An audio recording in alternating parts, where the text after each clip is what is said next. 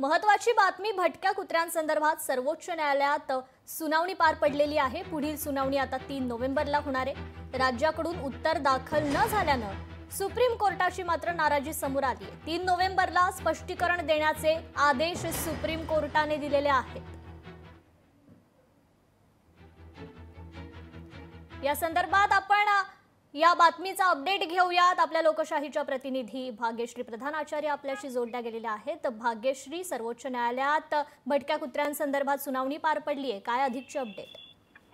नक्कीच आपण बघतोय की सर्वोच्च न्यायालयात भटक्या कुत्र्यांसंदर्भातली आज सुनावणी पार पडली। विशेष खंडपीठासमोर सुनावणी पार पडली, कारण 2 तारखेपर्यंत कोर्टाला दिवाळीची सुट्टी आहे। मात्र विशेष सुट्टीचा बेंच जो आहे तो बसवण्यात आलेला होता आणि यामध्ये आपण जर बघतोय तर जो कोर्टाने नाराजी देखील यावर व्यक्त केली आहे। त्याचं कारण तेलंगणा, पश्चिम बंगाल आणि दिल्ली महानगरपालिका या राज्यांनी सर्वोच्च न्यायालयात आपले उत्तर दाखल केलेले आहे। बाकी कोणत्याही राज्यांनी भटक्या कुत्र्यांसंदर्भातला जो अहवाल आहे तो दाखल केलेला नाही। निश्चित भाग्यश्री, धन्यवाद आपण दिलेल्या या सविस्तर अपडेट बद्दल।